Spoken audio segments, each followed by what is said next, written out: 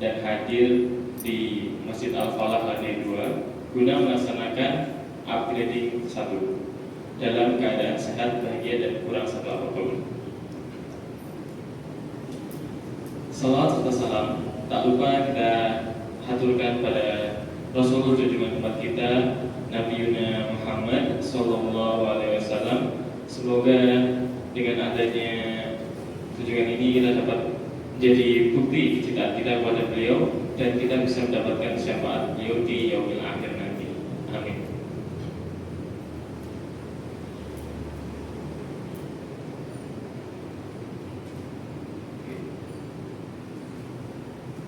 Sebelumnya, perkenalkan saya Adnan Umar Muhammad sebagai MC atau moderator pada kesempatan kali ini. Ingin membacakan runtutan acara. Yang pertama, yaitu kita ada pembukaan, kemudian ada penyampaian materi, lalu sesi tanya jawab, kemudian ada penyampaian materi lagi yang kedua, sesi tanya jawab, habis itu kita ada penutup. Baik. Maaf, ada yang kelewatan, yaitu pembacaan ayat suci Al-Quran. Sebelum kita memasuki acara selanjutnya, untuk menambah keberkahan dari acara kita pada hari ini, marilah kita dengarkan lantunan ayat suci Al-Quran yang akan dilantunkan oleh Akhina Zaini. Sebenarnya beliau sedang mencari. Monggo Akhina Zaini dipersilahkan.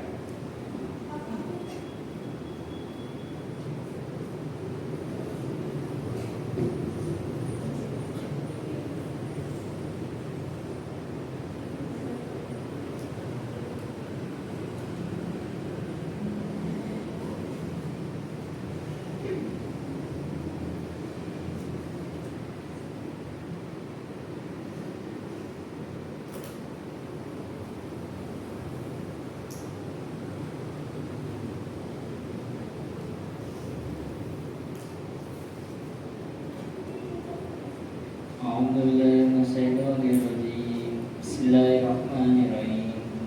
Alhamdulillahirrahmanirrahim. Ar-Rahmanirrahim. Maliki yaumiddin. Iyyaka na'budu wa iyyaka nasta'in. Ihdinas siratal mustaqim. Siratal ladzina an'amta 'alaihim ghairil maghdubi 'alaihim waladdallin. Amin. Bismillahirrahmanirrahim. Wa in khiftum shiqaqa bainihima hakaman min ahlihi wa hakaman min ahliha in yurida islahan yuwaffiqillahu bainahum innallaha kana aliman khabira. Wa'budullaha wa la tusriku bihi syai'an wa bil walidaini ihsanan wa bidhil qurba wal yatama wal masakini wal jari dzil qurba wal jaril junubi was-sahibi bil jambi wa ibnis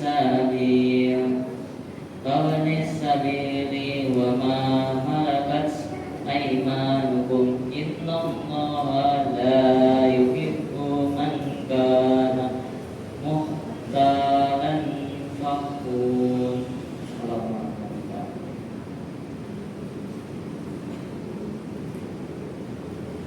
Syukran jazakallahu khairan pada Akhina Zaini telah membacakan lantunan ayat suci Al-Quran. Semoga dengan lantunan tilawah tadi dapat menambahkan keberkahan acara kita pada hari ini. Allahumma amin. Acara selanjutnya yaitu pematerian yang akan disampaikan oleh Ustaz Taat. Kepada Ustaz Taat, waktu dan tempat dipersilahkan.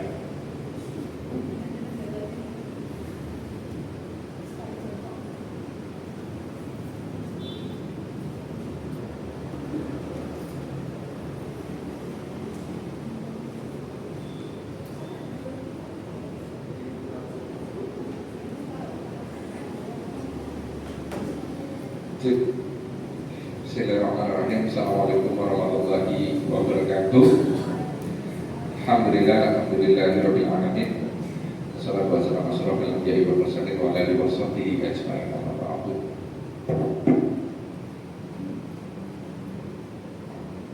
Alhamdulillah, pada siang hari ini dipertemukan dalam kondisi yang sehat, kondisi baik. Sudah dijadwalkan sama Pak Jenderal dari 1 bulan lebih yang lalu ya. Alhamdulillah hari ini bisa dipertemukan dengan teman-teman sebutannya masih DPH. Masih DPH ya. Alhamdulillah hari ini kalau nanti materi ya materi yang seingat saya jalan dulu, karena nanti banyak kita obrolkan. Citra kemarin bilang saya dia itu pas saya pengurus dia masih PAUD. Saya bayangkan yang mana itu belum ketemu, dan paling tidak ini jadi apa ya, nostalgia saja sih untuk saya, dan banyak hal yang nanti mungkin akan kita ceritakan tentang bagaimana DPH pada masa itu 2012 kalian kelas berapa? Berapa? Citra masih PAUD 3 tahun paling. Kelas 4 berapa? Kelas 4 ya. Bayangkan ya kalian kelas 4, saya ngurus TPA dulu. TPA masih pada kecil-kecil itu, kemudian 2012 saya ketua DPH-nya, kemudian aktivitasnya, tapi kalau jadi takmir sampai 2013, dari 2010 kalau nggak salah, 10 akhir lah. 2010 itu saya masih ngekos di sekitaran sini, terus tapi udah mulai menggaul dengan teman-teman takmir yang lain, kemudian ada takmir yang lulus, kita langsung masuk gantikan yang lain. Materinya kan tentang apa, manajemen organisasi atau apa kemarin ya? Nah, polanya kan DPH itu kan simpel ya, strukturnya nggak luas, strukturnya nggak banyak, tupoksinya juga kayaknya nggak perlu ada inovasi berlebihan. Nah, kemudian secara teknikal DPH itu kan menjadi pengurus harian aktivitas kegiatan masjidnya. Masih ada struktur takmir kaskuan. Sekarang ketua takmirnya siapa? Masih Pak Arif, beda lagi. Siapa lagi sekarang?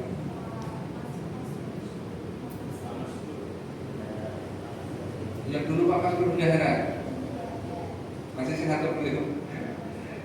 Udah nggak membayar. Nah, kan dulu polanya mesti kayak gitu. Kita bikin kegiatan, pengajuan anggaran, kan kayak gitu ya polanya.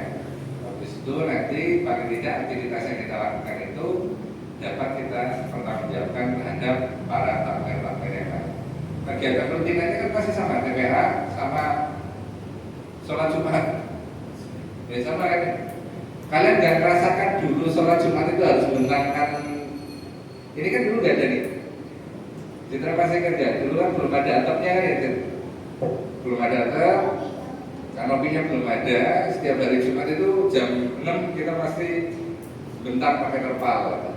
Satu ngikat di bawah, satu ngikat di atas. Itu cerita lama banget. Nah, kita sampai minta Pak Takmir, kita ngecek ternyata saldonya banyak, kita paksa harus ada kanopi. Ya ada plus minusnya, kanopi itu ya resikonya kalau pas hujan gede orang pada berhenti di depan semua kan. Habis itu macet parah banget, apalagi sekarang katanya kadang-kadang banjir, ya, paling tidak itu jadi dinamika. Nah, dalam proses interaksi struktur itu yang paling penting adalah bagaimana tugas DPH itu memfasilitasi kepentingan para takmir. Yang kedua, memberikan fasilitas kepada para jamaah. Karena itu seringnya dari dulu sih kita bikin kegiatan yang kepengenan kita tapi tidak sesuai dengan karakteristik jamaahnya Masjid Al-Falah. Kayaknya sampai sekarang nggak beda. Jamaah Masjid Al-Falah itu kan urban, bukan jamaah menetap lama. Kalaupun menetap itu mahasiswa yang presentasinya sangat kecil. Sementara jamaah yang sifatnya rutinan, ya bisa dipastikan itu warga asli sekitaran gereja, baik yang timur jalan maupun barat jalan. Makanya kayaknya sekarang fasilitas-fasilitas, saya nggak tahu kursi di bawah itu memang untuk orang beristirahat ya. Yang ke arah kamar mandi itu kan ada solokan, terus ada kursi, ada mejanya, gitu. Gimana? Oh gitu. Nah, kalau itu kan jadi fasilitas untuk banyak. Kemarin pas saya beberapa kali, saya sholat di sini sering kok. Kalau pas lagi ke kampus itu ada urusan pekerjaan, mampir, minta ke sholat di sini itu ya mengenang yang lama-lama. Nah, paling tidak dalam polanya aktivitas yang bersifat memberikan pelayanan itu lebih diutamakan dalam aktivitas DPH. Caranya gimana ya? Caranya teman-teman lebih ngerti lah karakteristik jamaahnya kayak apa gitu. Karena jamaah masjid kita itu paling kan separuh lebih itu, separuhnya lah paling yang jamaah rutin tetap ya kelihatan jamaah rutin itu ya yang sholat asar sama zuhurnya itu ya itulah, iya kan, gampang teridentifikasi. Kalau udah sholat maghrib itu mesti soyo warga lokal banget. Nah, kelihatan jamaah yang pendatang ya di bulan Ramadan karena biasanya masih ada buka bersama kan di sini, masih kan ya. Hal-hal kayak gitu yang paling tidak bisa dicatat. Ini saya mau tanya kepada saya tanya Citra yang asli warga gereja di sini berapa orang? 1, 2, 3. Yang laki-laki ada. Dulu enggak, dulu cuma Mbak Erna kayaknya. Iya kan, masih ada, sehat. Tinggal di sini kan masih di seberang kan? Oh, Pak Al-Wahab, sejak kapan? Oh iya, berarti udah ya. Saya masih ada grup bareng teman-teman alumni, tapi kan alumni lawas-lawas banget, jadi nggak pasti gitu. Nah, polanya gitu, TPA, kemudian pelayanan jamaah itu yang paling tidak ditata. Perlu teman-teman rapat bareng sama pengurusan takmir yang notabene itu pemilik anggaran. Teman-teman kan tugasnya memberikan usulan dan mendistribusikan setiap kegiatannya. Soalnya kayak dulu banget itu, saya takmir di sini kan lagi booming-boomingnya takmir Masjid Jogokaryan dengan prinsip saldo masjid itu kosong.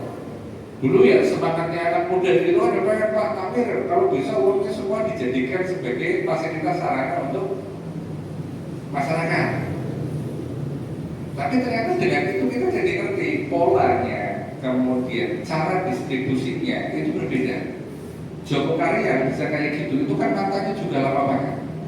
Habis itu jamaahnya itu rumpun masyarakatnya luas banget.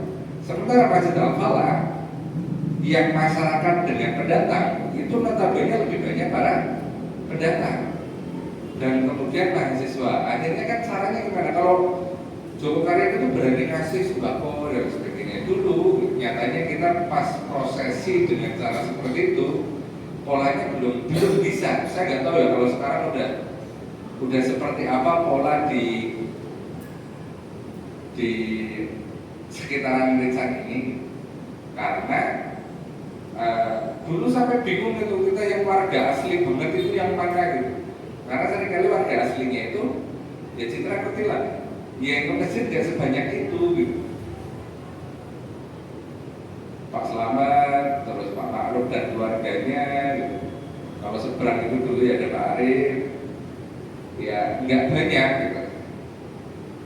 Kemudian di sekitaran kita juga paling tidak pola-pola komunikasi dengan masyarakat sekitar ini itu yang paling tidak harus mendistribusikan informasi kegiatan masjid secara optimal.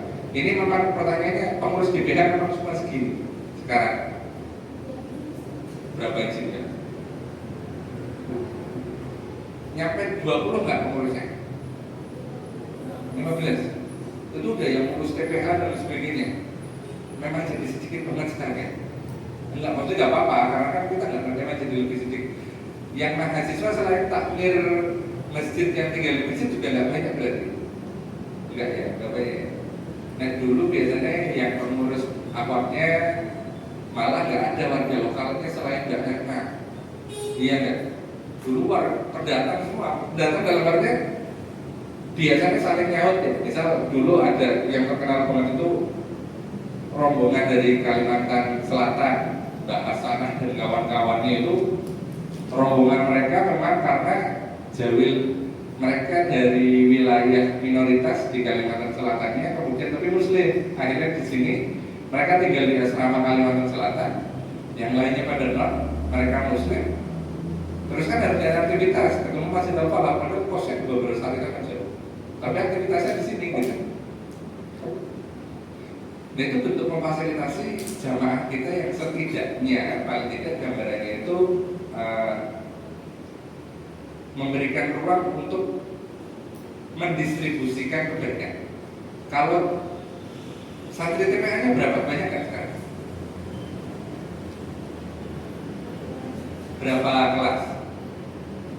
3. Dan dulu kan ada bener, dulu juga 3 tuh yang kecil banget sudah Al-Quran, terus ikram standar gitu ya. Dulu kan dulu itu sampai 80-an sih memang udah beda banget ya. Makanya kemarin saya bilang ke sini mau ngomongin apa ya, saya nyari tahu dulu kira-kira kondisi sekarang kayak gimana gitu. Masa ngomongin standar dulu GPH pengurusnya 52. Kemudian santrinya aja sampai 52, tapi jangan dibayangkan 52-nya kalau kegiatan berangkat semua enggak, sama aja sih. Izin-izinan itu hal wajar. Tapi paling tidak gambarannya memantapkan hati. Kalau kita itu ngurus masjid, urusan kita bakal diurus sama Allah. Itu standarnya kayak. Jadi takmir masjid itu Allah janjikan keutamaannya yang pertama adalah Allah bangunkan nanti di surga sebuah rumah. Hadisnya diambil dari orang-orang yang mau membangun dan merawat masjid. Nah kita notabene kan masuk ke orang-orang yang ikut merawat masjid. Allah melapangkan rezeki untuk orang-orang yang hatinya tertaut di dalam masjid. Lalu tak dari situ di masjid orang tertaut hatinya, kabeh ini tertaut di masjid tuh. Tinggal di masjid, ngopo-ngopo di masjid. Nah hal-hal seperti itu yang paling tidak menjadi motivasi standar lah untuk kita bahwasanya capeknya jadi pengurus masjid harian. Ya umur-umur seumur kalian itu ya memang digunakan untuk kayak gitu. Supaya apa? Ada referensinya. Referensi apa?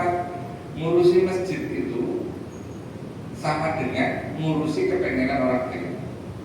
Jadi pelayan masjid itu ngurusin kebutuhan orang lain. Kebutuhan itu tidak cuma satu, kebutuhan jamaah, ya kebutuhan takmir. Kenapa? Karena nek kalian mau memenuhi kebutuhan jamaah secara umum, maka kalian harus mengkomunikasikan itu dengan takmir. Saya yakin lah masih sama kok kayaknya. Sing ngerti kabeh suruh dulu kok kurang masjid kan mesti kalian yang sering di masjid. Takmir itu habis itu konfirmasi butuh ini, butuh itu. Setelah itu ya sudah diberikan dan didistribusikan. Kenapa? Ya karena hariannya kalian, rutinannya kalian yang ngerti nih jamaah sekarang lagi pengen apa. Kayak sekarang mulai banyak nih mahasiswa baru. Mahasiswa baru itu gambarannya tadi. Kalian kan sudah menetapkan hati, menetapkan pilihan untuk mengurus masjid. Sudah mulai dipantau belum kira-kira nih? Sekarang udah ada muka baru yang itu mahasiswa anyar lagi sholat di masjid. Intensitasnya, kenapa ini jadi penting di awal? Ini kan masih bulan September, perkuliahan paling baru jalan sekitar 3 minggu ya. Dia 3 mingguan, 4 minggu 4, 5 kelima ya. Itu kan mulai gini. Saya bayangkan saya dulu ketika jadi mahasiswa di awal. Ini kan daerah asing. Tadi siapa yang dari Sigalu? Siapa namanya? Mujalil. Sigalu kota orang pelosok banget ya orang. Yang tadi Sigalu di Wonosobo ya cedak, ning Banjar ya cedak. Tapi orang kota, orang karena swalaya juga rapi gitu. Habis itu kanan kirinya perkebunan tuh, antara perkebunan salah orang sih ya duren lah yang jelas mengenai akeh. Datang ke wilayah kota urban dengan kondisi mobilitas tinggi itu. Dulu saya datang ke sini, saya tinggalnya kurang lebih sama. Saya di Kejobong, gitu. Kejobong Maring Banjar yo. Atau ada jadi mungkin Wonosobo tidak Banjar di sana, Banjar atau Purbalingga atau karena benar-benar di tengah pegunungan gitu. Tempat paling enak untuk nyari orang bener dan orang sekitarnya kemungkinan jadi panutan, yang nunggu di masjid. Saat itu ketemu dengan yang namanya Mas Fajar, ketemu dengan namanya Mas Ian di Masjid Al-Falah. Karena saya lupa ya punya kos-kosan siapa, tapi dibuat waktu itu saya. Pak siapa tuh yang bukannya Pak Joko, depannya Pak Joko. Nah, pokoknya depannya Pak Joko itu kan ada kos-kosan, itu ruko belakang kos-kosan, saya ngekos di situ dulu. Respon orang-orang bingung itu nggak harus pelongok-pelongok enggak, tapi mereka nunggu tiba-tiba banyak ngaji gitu. Karena nyari suasana dan nyari teman yang kira-kira bisa diajak untuk kemudian kita ada teman yang sekiranya itu bisa nuntun kita gitu. Kalian ngerti nggak sih kalau di Jogja itu mau jadi orang baik itu gampang, mau jadi orang nggak baik itu juga gampang gitu. Al-Falah ini kan di jalur cepat gitu. Nyebrang sidik, Islam setoran. Orang kalau mengaji itu ada di Al-Falah, ada Mujahidin, ada Nurul Asri, agak kesana ada Masjid Utrimat, agak ke lain-lain juga masjidnya. Tapi mau main ke yang jelek-jelek di setoran, ya nunggu kabeh gitu. Kalian dia jangan dipikir orang itu akan baik terus ataupun jelek terus, itu udah standar banget konsepnya. Karena apa? Ketika kita berpikir orang itu sudah memiliki karakteristik tunggal, ya kita tidak akan perlu berdakwah untuk menyampaikan kebaikan.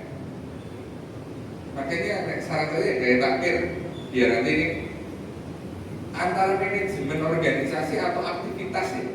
Takmir yang di masjid adalah penting bersiap diri 15 menit sebelum azan. Selain untuk bersiap untuk azan adalah bersiap untuk mantau orang di sekitar yang akan datang. Nah, wis tua kayak Pak Selamat dong, kok wis lah sholat. Tapi kan pasti ada mahasiswa. Ketok kok mahasiswa hanya orang gitu, mesti kelihatan banget gitu. Mana yang butuh bantuan, mana yang harus ditanya gitu. Sok kenal, sok deket itu untuk takmir penting kan apa? Siapa lagi yang akan meneruskan kalian di masjid kalau kalian nggak mulai dari sekarang gitu. Nggak semua orang loh mau tinggal di masjid. Pertama punya tanggung jawab ngurus masjid. Yang kedua, kehilangan kebebasan untuk beraktivitas di luar karena mesti dititipi TPA, kan kayak gitu. Apalagi kalian nanti fase-fasenya kepengen ikut buka bersama di Maskam gitu. Padahal di masjid kita sendiri ada kegiatan kan nggak mungkin kita kemudian akan meninggalkan. Biasanya kayak gitu akan dilakukan. Nah, misal kalian ada yang lebih senior lah, senior kalian baru mulai bisa pergi-pergi ngaji di Nurul Asri, di Maskam, masih sama nama dan dipakai terus ngajarin Ustaz, kayak gitu polanya. Yang kemudian yang berikutnya mulai memberikan aktivitas sekarang alhamdulillah media sosial saya kan ikuti alhamdulillah ya ramai lah. Kontennya ada, minimal kan ada orang sekitaran bisa ngerti ada aktivitas lain di Masjid Al-Falah itu. Karena Masjid Al-Falah itu kan kekurangan posisi ya, kekurangan parkir aja sih sebenarnya. Tapi mau diprotes kayak gimana? Mau beli tanah di depan udah nggak mungkin dibeli kok. Mahal itu luar biasa ya. Tumpul rumah kodok orang bangun masjid. Ya, akhirnya kan itu jadi keluh kesah lagi. Tapi paling tidak itu jadi salah satu ikhtiar teman-teman untuk tetap meramaikan aktivitas di masjid. Kemudian tadi dilanjut ya, keunggulannya kan Allah akan membawakan rumah di surga gitu. Kemudian Allah akan melapangkan segala urusan dengan orang-orang yang hatinya tertarik dengan itu. Berikutnya Allah juga akan menjanjikan diampuni dosa-dosanya kelak ketika itu menjadi salah satu wasilah berdoanya teman-teman ketika memiliki amal soleh mengurusi masjid. Yang terakhir punya amal jariah ilmu yang bermanfaat karena teman-teman didik para santri TPA di Masjid Al-Falah. Apakah ini langsung terasa? Ya nggak langsung terasa lah. Maksudnya rasanya akan lama nanti ketika teman-teman jauh dari Masjid Al-Falah. saya gitu, anak sekarang sudah 5, kecil-kecil semua. Tapi perkara dulu kecilnya, awal-awal saya di sini biasa ngurusi santri-santri dari yang piye-piye dulu, ibaratnya sampai yang setengah gede gitu. Kalau yang gede-gede biasanya dulu sama Mas Heri Subangkah, karena beliau udah baca Al-Quran. Yo, wis biasa dengan anak-anak teriak-teriak, jerit-jerit, nangis gitu dan sebagainya. Kan dulu kekuatannya cuma satu, anak di sekolah berisik itu santri, ya kan, game semua kan gitu. Habis itu berisik lagi gitu. Ya tinggal dipanggil lagi, kemudian dikondisikan. Manfaatnya ya sekarang anak banyak gitu ya, jadi memahami kondisi lah. Begitupun dengan aktivitas kita nanti berbaur di masyarakat, sudah cukup tahu bagaimana cara untuk berperan dalam masyarakat ketika kita sudah memiliki bekal ilmu yang kita ambil di sini. Ya kan nggak selamanya pengen jadi takbir di sejauh palangan. Target ya nanti ini angkatan berapa? 2022, 22, 23. Berarti kan target lulus 22 berarti 27. Ya enggak, 22, 26, 23, 27 kan. Selesai pulang atau nanti lanjut S2, ilmu yang dimiliki kan saya.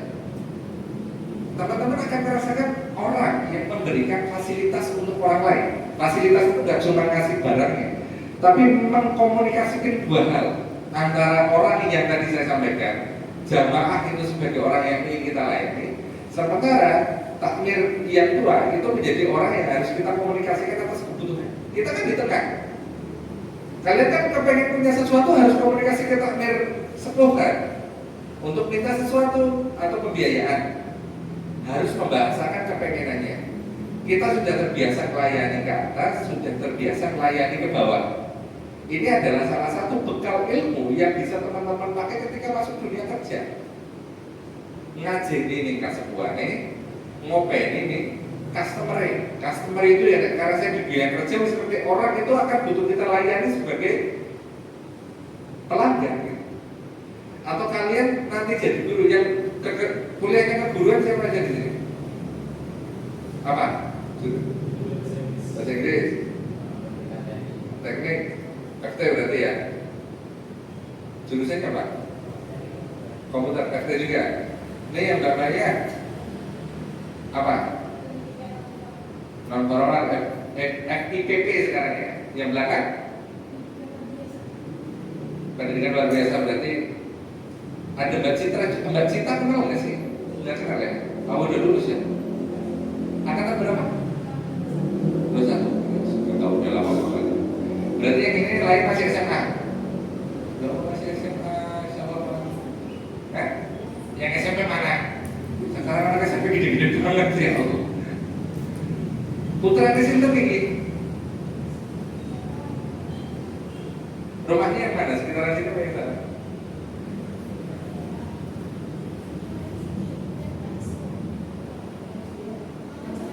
Ya Allah. Oh alah. Ya mungkin dulu pas lihat kalian masih bayi kayaknya ya. Yang ke bayi juga sih ya. Saya berarti kan 10 tahun yang lalu lah itu 13-an tahun, 12 tahun, masih kecil kan. Sekarang berarti baru berapa? Baru ya pas benar lagi bayi-bayi ini ya udah pas ketiga. Ya paling gak teman-teman kan mulai belajar dulu jadi santrinya, sekarang jadi ustazahnya. Belajarnya ya tentang bagaimana menguatkan niatan teman-teman aja dulu. Karena nanti setan itu menggodanya itu tidak dengan cara ora sah ning malah orang bakalan itu opo-opo. Yang pertama akan dilakukan adalah membiarkan kita beraktivitas dengan rasa kejenuhan. Jenuhnya seperti apa? Merasa yang kita lakukan itu tidak dihargai oleh orang sekitar kita. Merasa apa yang kita lakukan itu tidak memberikan manfaat atau dampak untuk orang lain. Yang itu akan mengakibatkan lama-kelamaan kita kufur dengan nikmat yang Allah berikan kepada kita untuk bisa mengurusi masjid. Teman-teman yang sudah kuliah itu kan dinamika kuliah itu capek ya, lelah ya. Dulu ya saya seringkali ya jadi nepeani santri itu jadi aktivitas lelah itu sama-sama lelah, tapi lelahnya itu ya santri itu kan pasti liwat. Baris TPA itu paling beres tempat, tapi itu jadi salah satu sarana untuk merilis kelelahan kita dengan cara apa? Allah itu akan memberikan kita amal jariah atas ilmu yang kita sampaikan ke santri-santri kita. Bayangkan yang jadi ustaz yang citra, kemudian sekarang citra ngajar. Berarti kan amalan ustazahnya yang lama masih berlanjut selama citra masih ngajar dan nanti santrinya citra juga ngajar. Nah kan investasi sederhana sama halnya kayak misal ilmunya kayak gini. Orang tua itu sering kali nggak mau naik saya sama istri itu prinsip anak itu yang ngajari Al-Fatihah harus saya sama istri. Kenapa? Al-Fatihah itu dibaca seumur hidup oleh kita. Kan emang kalau yang ngajari itu orang lain. Bukan nggak boleh, tapi paling tidak itu kan investasi standar yang harus kita berikan untuk anak kita dan kita gunakan sebagai sarana untuk nabung amalan. Bukan karena materialistis, tapi nyatanya itu bakal kita gunakan terus. Nah dengan cara ini saya kira di masjid ini paling tidak sebenarnya dulu saya zaman sama teman-teman jadi takmir itu training yang harus dibutuhkan itu cuma satu kok, sabar. Sudah mulai rasakan itu, kadang-kadang capek itu punya program kerja tapi ini Pak takmir nggak di ACC atau punya kegiatan yang lain terus ya nanti dulu ya gitu. Atau sudah memberikan pelayanan maksimal masih banyak kotak infak yang isinya surat keluh kesah gitu. Kalian masih dapat kayak gitu nggak ada ya sekarang? Zaman kita dulu ada gitu. Ya karena dulu fasilitas masjid kan nggak kayak sekarang ya. Sekarang udah ber-AC dan sebagainya. Dulu sudah ngalamin pencurian belum?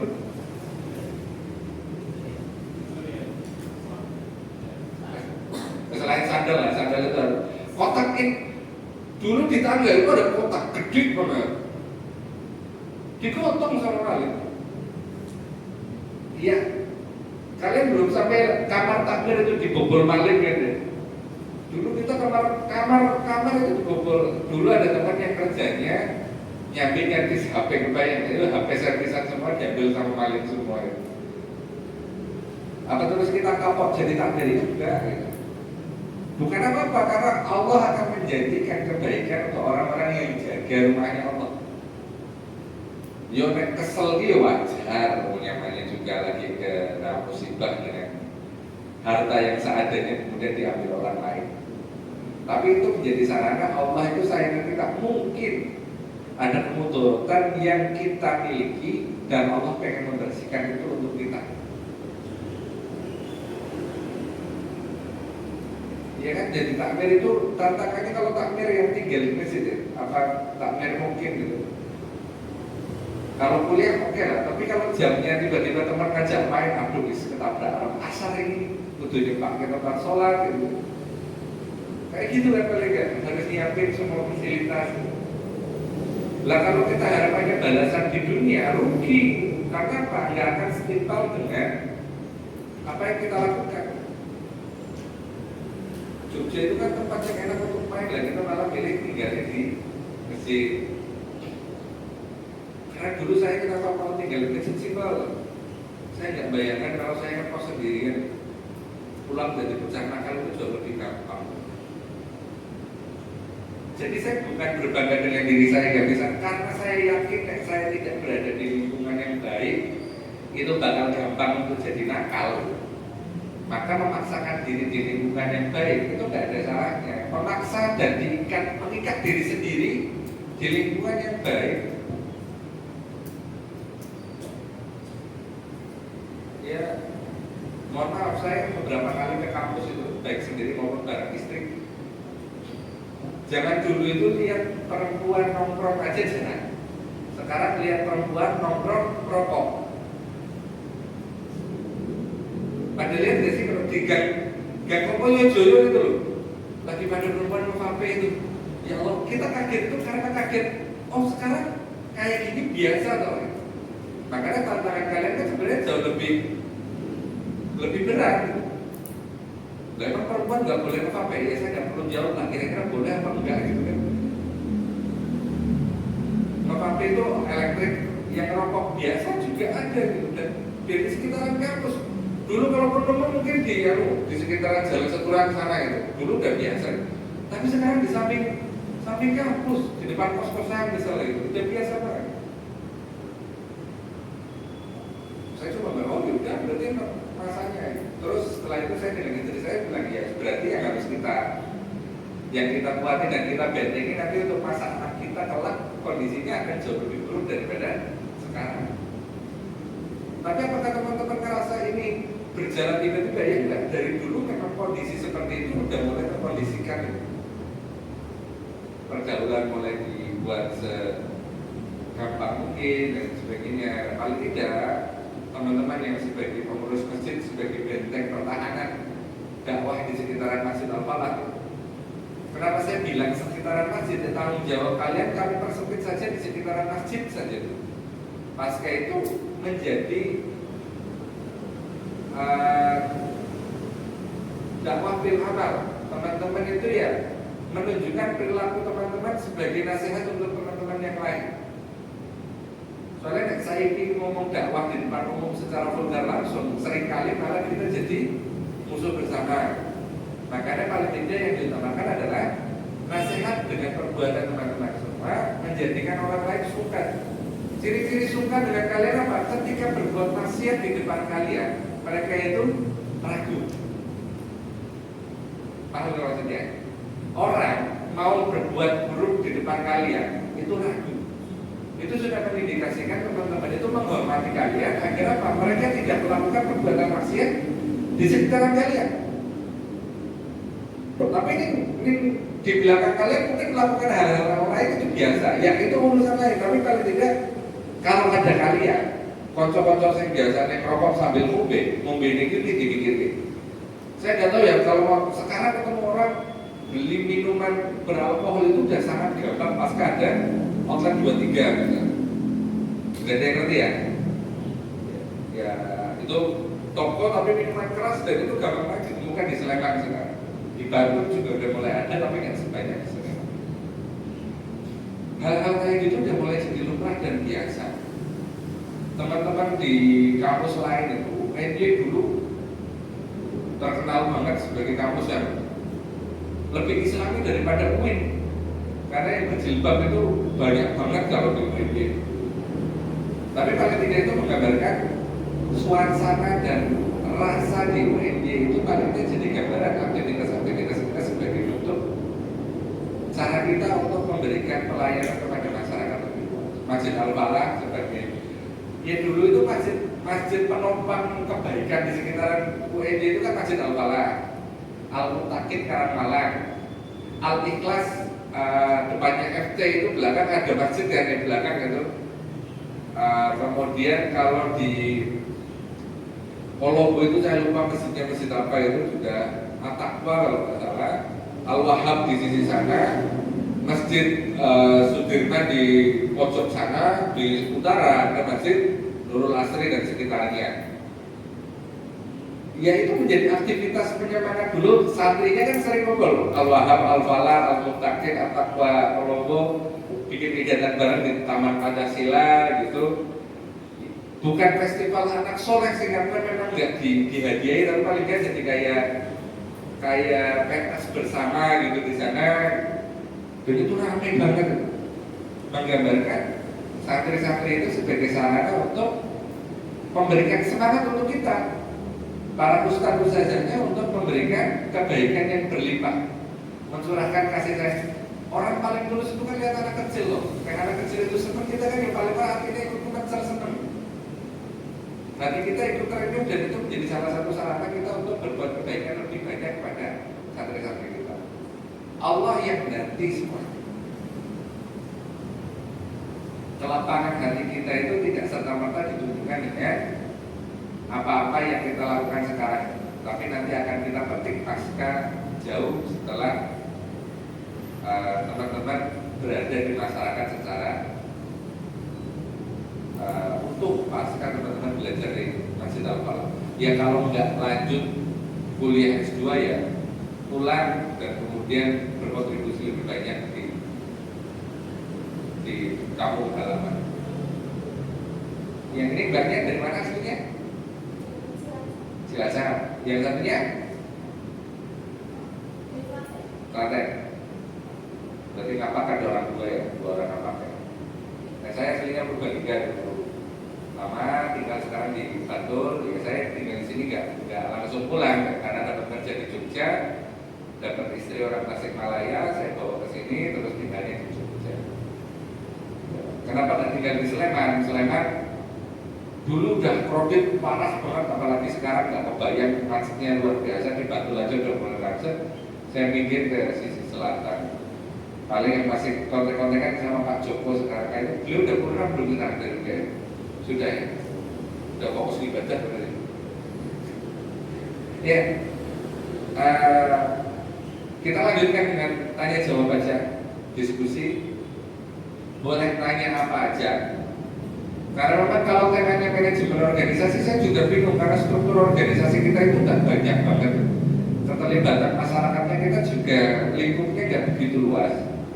Kemudian paling tidak secara struktural yang harus kita lakukan adalah bagaimana pertama nurut kalau ketua yang terpilih gitu. Itu simpel aja. Kenapa? Karena biar tanggung jawabnya itu tunggal. Penting itu pendistribusian tanggung jawab tunggal itu penting karena apa? Ketika ada kesalahan tidak saling menyalahkan, yang ada saling menasehati. Kenapa perlu ada ketua yang ditaati? Karena ketika ada problem stagnan, maka tinggal keputusan itu ditentukan oleh ketua. Ketua itu tinggal mengambil kebijakan yang itu dirasa timbangannya memberikan dampak. Pertimbangan itu nggak cuma manfaatnya, yang mudaratnya paling kecil itu juga bisa digunakan. Ketua ini manfaatnya, saya dicek kayak itu dilakukan, mudaratnya jadi kayak gimana? Kayak tadi misal menasehati orang mabuk itu baik gak? Baik gak? Tapi kira-kira nek menasehati orang lagi mabuk dan kalian dikepruk kalau botol mabuk mudaratnya lebih besar mana? Si mabuk. Yang perlu kalian lakukan apa? Mikir sih, dipantau, dilihat. Orang tidak langsung memberikan nasihat itu bukan kesalahan kok. Sama halnya dengan ini yang menarik. Ada lagi rame di Jogja itu, saya lupa masjid apa itu. Takmirnya itu sampai di, saya belum pernah ngecek ulasan Al-Falah di Google. Ada nggak sih Al-Falah di Google? Ada. Saya nggak ngerti ada ulasannya atau enggak. Tapi ada masjid yang ulasannya itu jelek banget. Masjid ulasannya jelek. Itu kan dua hal yang kontradiktif ya. Masjid ulasannya jelek. Apakah karena masjidnya jelek? Enggak. Karena pelayanan takmirnya yang seringkali tidak sesuai dengan harapan jamaah pendatang. Misal jamaahnya ternyata celananya masih isbal panjang. Atau misal kita sering banget dulu ya, jamaah mau sholat nyari sarung karena celananya sobek kan wajar. Nah di situ katanya nggak dikasih fasilitas sarung karena disalah-salahkan karena celananya sobek dan menunjukkan aurat. Benar itu salah menunjukkan aurat, tapi sebagai takmir masjid kan nggak perlu nyalah-nyalahin dan ngelek-ngelek orang itu sebagai jamaah yang tidak benar. Berarti yang harus kita lakukan adalah memberikan fasilitas sarung, wis mabu ya dibuka. Nah ternyata sarung kan biasanya ada 4 tinggal 1, berarti kan kemungkinan dibawa orang setelah itu kan tinggal kita doakan semoga dipakai dan dimanfaatkan. Mau seorang Pak itu kalau iso, tinggal kita ke Pak Tamir beli sarung lagi kan kayak gitu. Hal-hal kayak gitu itu dibuat simpel aja kalau yang itu dipakai oleh jamaah. Kalaupun ini sampai dulu jadi diskusi saya dengan Mas Heri, dengan Mas Eko dulu angkatan saya. Ketika ada orang yang mencuri sarung kita,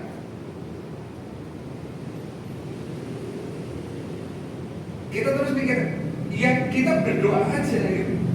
Moga-moga beliau ini benar-benar karena tidak punya uang dan butuh untuk makan, dan sarung itu dijual untuk makan, dan kita menyelamatkan keluarga itu untuk makan. Kita ikhlaskan ketika itu memang untuk Itu. Kenapa? Karena kalau memang benar-benar beliau tidak bisa makan dan sampai mencuri, jangan-jangan itu tanggung jawab kita sebagai takmir masjid. Tapi kalau beliau ngambil dan kemudian dijual untuk berbuat maksiat, maka kita berlepas diri dari perbuatan maksiat yang beliau lakukan. Paham ya maksudnya ya? Membatasi beban dosa kepada kita dan mengikhlaskan barang-barang yang itu menjadi bagian produk kita, bukan produk sih, fasilitas yang kita berikan ke masyarakat dan masyarakat menggunakan dengan cara yang salah kan? Ini kan sama bingungnya dengan kalau ada orang yang itu juga sih atau bingung itu coba kebutuhannya apa, praktek langsung. Kayak misal ada maling nyuri Al-Quran. Maling nyuri Al-Quran karena alasan gak punya Al-Quran. Mungkin kan akan ada yang jawab, yang melakukan perbuatan yang baik harus dengan cara yang baik. Jangan-jangan bener loh ada orang yang bisa beli Al-Quran, minta ke takmir, ditakmirnya gak boleh. Nah kan elek banget takmirnya. Ketika diambil secara paksa, jawabannya seperti itu. Mencuri salah, sepakat mencuri salah. Tapi jangan sampai kayak mencuri untuk makan gitu. Ya tetap salah gitu. Tapi habis itu juga ditarik ke bagian yang lain. Apakah kondisi itu didapatkan karena kita tidak memahami orang di sekitar masjid itu sampai kelaparan. Dulu zaman saya ada bapak-bapak yang dia narik becak dan tidurnya di becak, mandinya kadang-kadang di masjid dan kadang-kadang ketiduran di masjid. Yang kami lakukan adalah Masjid Al-Falah itu kan salah satu masjid yang enggak tahu sekarang masih boleh untuk orang minum enggak di bawah, masih kan di awalnya di atas. Nah dulu kita di bawah, tapi dikunci dari dalam. Makanya kalau udah sekarang dikunci jam berapa? 9 ke atas ya sama berarti. Dan dulu kita jam 10 malam, jam 10 dikunci. Kalau mau nginep ya kita kunci, nggak ada jalan keluar. Berarti untuk istirahat aja keluar ya nanti setelah baca subuh. Sama aja berarti kan. Kan ada masjid yang nggak boleh sama sekali untuk orang tidur itu. Bahkan ada tulisan dilarang tiduran di masjid. Ya kalau di area sholat utama oke lah gitu, tapi untuk area yang lain itu kayaknya nggak apa-apa gitu. Ada juga masjid yang dilarang ngecas di masjid. Rasanya piye itu di masjid nggak boleh ngecas. Moga-moga kita dijauhkan dari hal-hal yang seperti itu ya. Dan semoga itu menjadi salah satu sarana kita menampung kebaikan kelak di akhirat. Supaya apa? Kalau bukan kita yang merasakan kebaikan ya nanti buat anak cucu kita gitu, dengan kebaikan-kebaikan yang kita lakukan.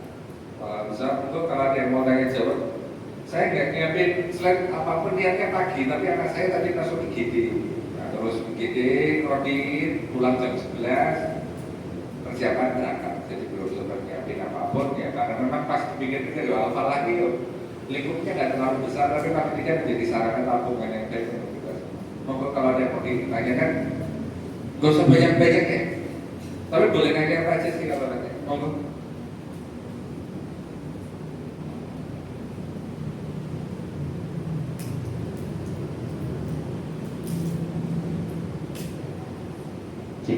Oke, baik. Sebenarnya Assalamualaikum warahmatullahi wabarakatuh. Saya bicara Adha. Di sini saya izin bertanya. Nah, itu kan dulu DPH kan ada anggotanya 52 pengurus ya. Nah, bagaimana kok masih bisa merangkul sama lain dan tidak keluar? Saya bisa mempertahankan rumahnya dalam DPH itu sendiri. Itu aja. Kalau ditanya apakah 52 itu masih ada semua sampai akhir kepengurusan juga. Tapi dulu itu memang kalau lebih banyak iya.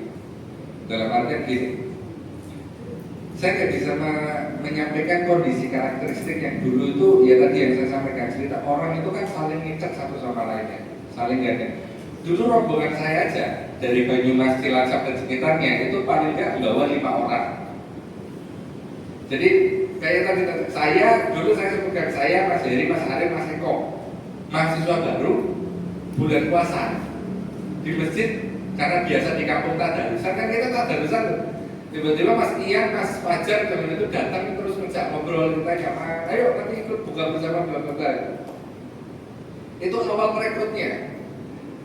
Karena paling penting itu yang rekrut mahasiswa baru, karena apa? Mereka itu benar-benar masih orisinil gitu untuk jadi pengurus misalnya. Kita nggak ngerti kadang-kadang, oh ternyata ada orang yang pas dulunya biasa ngajar TPA, saya, Mas Heri, itu kecil di kampung ngajar TPA. Pas kesini ketemu ke TPA, itu kan bukan hal yang aneh buat kami. Anehnya cuma, ya anak kota itu gitulah, kalau TPA cah di sok banget menukai itu. Nah, banyaknya dari mana? Yang mbak-mbak itu teman kosnya kanan kiri, Mbak Erna dulu bawa banyak dari kosnya sebelah gitu. Kalau cara jaganya ya dulu kita kajian kan udah sekarang kajian dan soalnya masih lanjut. Yang hari Minggu. Enggak, Badar Karim. Ahad pagi yang 1 bulan sekali. Nah, itu punya Pak Takmir tua itu. Iya kan benar? Nah, kita aja dulu Sigit Yulianta dulu, beliau yang ngisi. Kita Riyadhus Shalihin. Ba'da sholat maghrib masih ada pembacaan hadis kayak gitu. Pada asar, sama lah ada. Tapi yang dari Ustadz dulu juga ada. Jadi dulu kajiannya kita ada 2. Satu yang di sini Ahad gitu di atas karena model taklim. Yang berikutnya di mimbar oleh Ustadz pada sholat, tapi cuma nggak selama hadis Riyadhus Shalihinnya. Itu jadi salah satu daya tarik ngaji aja. Kita ketemu ternyata di sini ada anak yang pengen ngaji gitu aja. Saya nggak tahu berarti dari tahun siapa kalau nggak ada Ustaz gitu ya. Kalian nggak tahu berarti udah lama banget berarti. Mungkin COVID ya, bisa jadi COVID. Nah itu kalau misal dirutinkan ya, Ustaz Sigit Yulianta dulu, beliau kan membaca hadis Riyadhus Shalihin, beliau menjelaskan syarahnya, itu jadi salah satu sarana kebaikan untuk kita itu. Ngajinya banyak, nggak banyak lah, paling setiap ngaji itu ada sekitar paling cuma 15-20 orang kok, jemaah umum loh. Nah itu jadi sarana juga untuk kita. Dulu kenapa ngaji itu rutin? Karena tadi tak sampaikan kita jadi taklim kadang-kadang kan jarang ngaji keluar loh. Ya bikin ngajinya di masjid sendiri supaya kalaupun kita nggak keluar seminggu sekali minimal ada kajian kita Riyadhus Shalihin lah. Sama dulu Ustaz, lupa namanya saya. Nah Ustaz Sigit Yulianta karena memang beberapa kali silaturahim jadi saya ketemu. Nah itu jadi sarana kajiannya misalnya. Itu kenapa? Karena diingat dan paling enggak seminggu sekali pengurus DPH itu sini karena ikut kajian. Tadi 20 itu kan masyarakat umum, sisanya pengurus-pengurus DPH yang kita minta untuk tetap hadir di hari Minggu itu. Atau kalau enggak ya acara-acara gathering kayak biasa lah. Kalian teman-teman tadi juga udah outbound-outboundan, itu jadi sarana. Dulu fasilitas lapangannya belum kayak gitu dulu. Dulu kegiatan di masjid kan, karena di sana dulu tempatnya terbatas banget. Sekarang kan udah ada pendoponya, bukan pendopo. Baliknya kan ya, dulu kan belum ada balik-baliknya. Bukan belum kayak sekarang, dan nggak bisa dipakai kayak sekarang gitu. Sekarang enak, ya enak itu fasilitasnya, tapi dari rekrutmen ya itu ya susah-susah gampang kan. Ya kayak gitu sih, kalau dibilang cara jaganya gimana ya? Dulu kita sama-sama pengen punya fasilitas dan aktivitas yang sama. Ya dari 52 itu kan dari angkatan pas saya itu kan angkatan 2008 sampai angkatan 2012. Jadi hampir semua angkatan itu ada semua. Dan dulu kuliah itu gak dikejar-kejarnya sekarang kan. Sekarang itu gak sampai kuliah teman-teman itu. Dulu itu kita baru 8 semester ya udah persiapan mau selesai, tapi paling tidak itu jadi belum terlalu. Biasanya sekarang mahasiswa baru masuk semester 6 aja kan udah pengen men-stop semua kegiatan karena pengen lulus segera gitu. Ya, saya mau alumni karena bayaran kalian UKT gitu. Saya dulu bayar kuliah 700.000 sih. Telat orang bingung untuk kalian di masjid kok bayar dewe iso. Kadang makan juga difasilitasi kegiatan warga gitu. Maksudnya non alumni ya kayak gitu sih. Ada yang lain?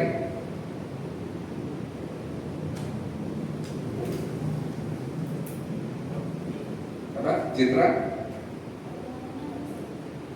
Ada tanya nggak? Apa ada yang nanya lagi? Monggo. Mungkin apa? Oh iya, monggo.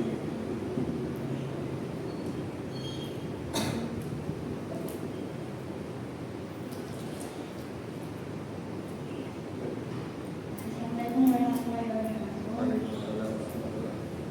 Izin bertanya Ustaz, bagaimana cara mengatasi rasa capek? Kan kita masing-masing juga punya kegiatan ya Ustaz.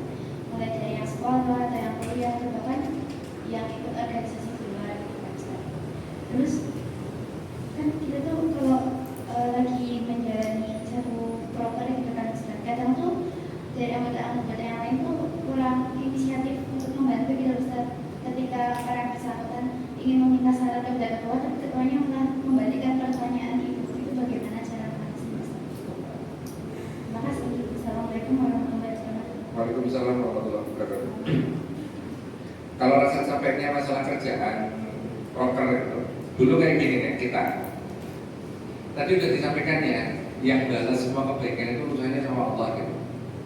Itu cara paling ampuh untuk menguatkan hati gitu. Yang kedua, proker itu kan kalau nggak berjalan nggak akan ada yang dirugikan secara finansial. Ini saya dapatkan di menjelang akhir-akhir jadi kepengurusan.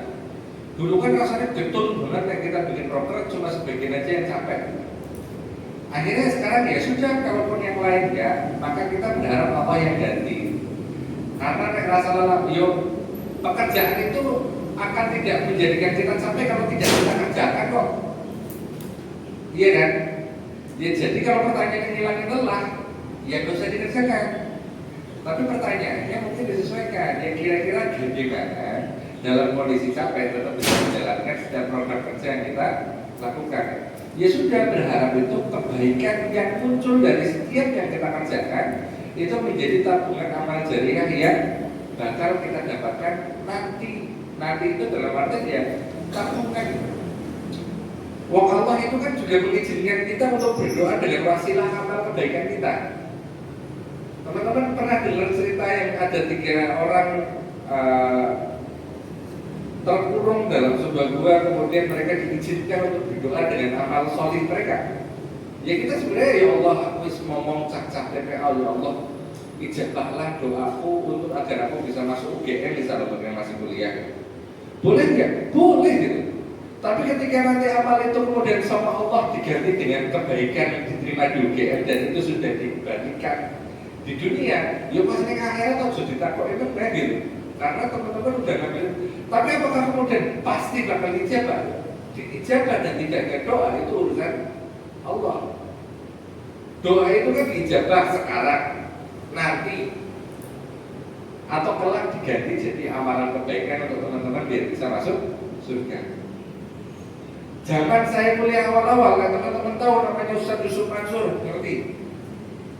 Ya mesti ngerti lah ya. Cuma teman-teman kan belum tahu zaman beliau hipnya di Jogja gitu. Dulu kan kayak gini beliau. Kalau pengen punya mobil, sholawatin aja dulu. Sholawatin aja dulu. Dulu kita merasa itu menjadi lebih benar, sholawat itu kan bukan perbuatan yang buruk.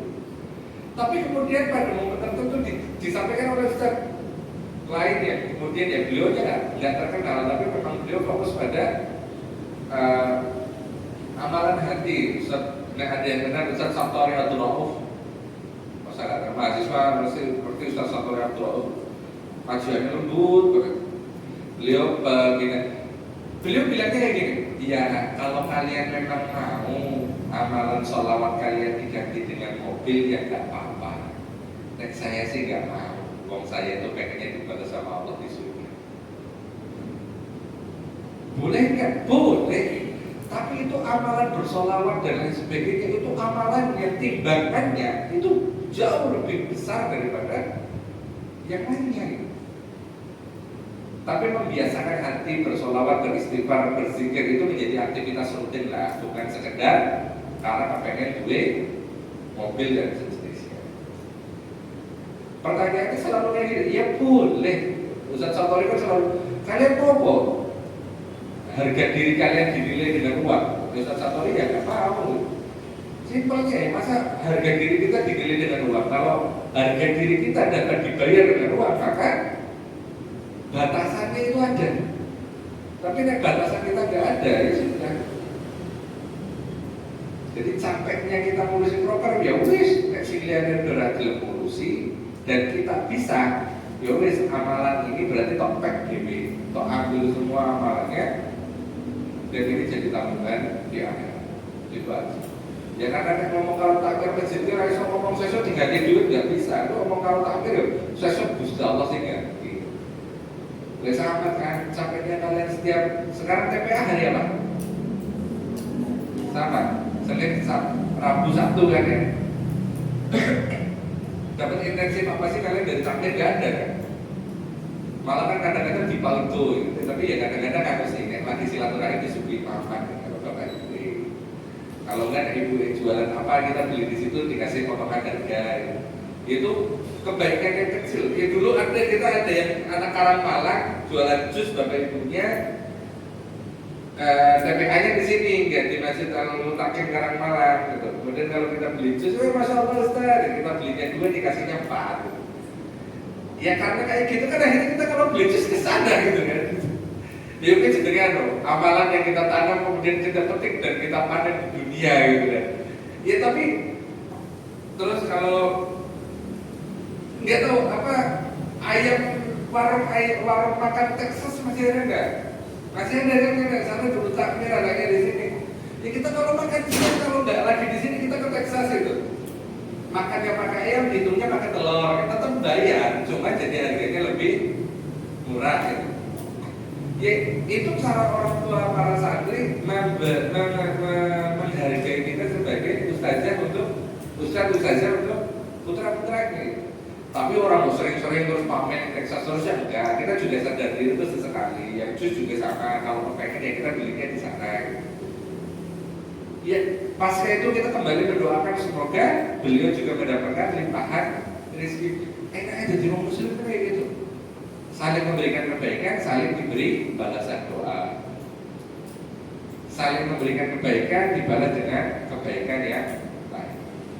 Kan kayak gitu aja. Itu ya. Kayaknya cukup. Apa yang mau ditanyakan lagi? Cukup ya. Gak usah lama-lama. Moga-moga teman-teman semua istiqomah di ketakbiran pengurus harian Al-Falah. Saya terima kasih banget ke Citra tahu Mas Tadi di mana berarti? Edun Pak Edwan terus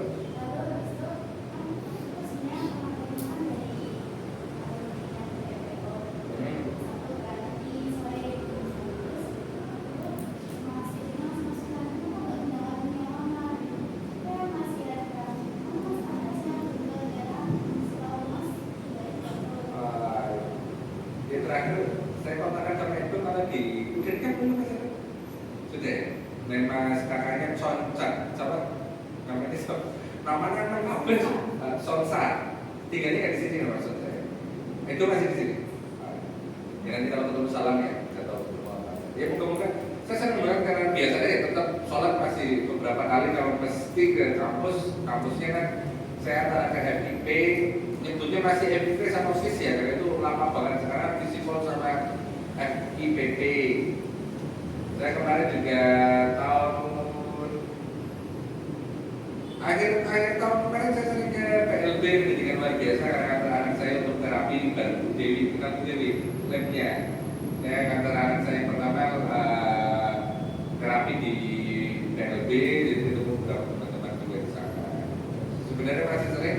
Ya nanti kalau teman-teman mau main pas mau ke Arafat Jalan Parameter semua saya kemarin Jalan Paris kan 17. Kalau mau main silaturahim boleh, tapi ya berkabar. Jadi kalau Pak Joko sering ke sekitaran sana belinya midis katanya gitu, ya. Sering main-main aja bareng-bareng.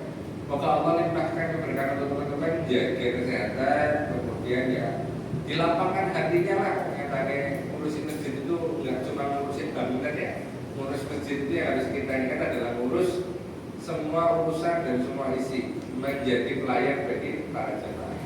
Walau sholat, sampai ketemu di lain waktu. Mohon maaf jika ada kekurangan. Assalamualaikum warahmatullahi wabarakatuh.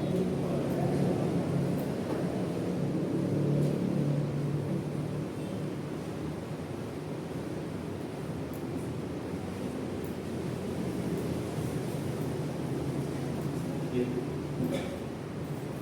Alhamdulillah, terima kasih kepada Ustaz Taat telah menyampaikan materi ya, yang dimana kita harus lebih mantapkannya ya dalam berorganisasi di Masjid Al-Falah gitu. Dan juga kita harus bisa manage atau apa yang diinginkan pada jemaah seperti itu. Oke, yang itu juga sebagai reminder kita, dan teman-teman juga bisa merekrut untuk anggota-anggota baru gitu. Misal teman sekelas, teman satu kampung seperti itu. Nah itu boleh banget setelah diberitahukan Mas Taat tadi ya, bahwa kepengurusan yang lalu itu sangat banyak, bahkan ya sampai 50-an gitu. Nah kita bisa upgrade lagi gitu buat kepengurusan. Oke, mungkin cukup itu ya dari penyampaian Mas Taat tadi. Saya ucapkan terima kasih kepada Mas Taat sudah menyampaikannya.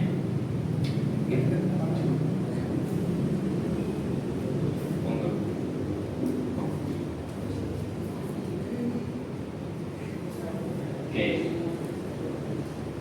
dokumentasi. Oh, Mas Taat, ngapunten ini bagian dokumentasi terlebih dahulu.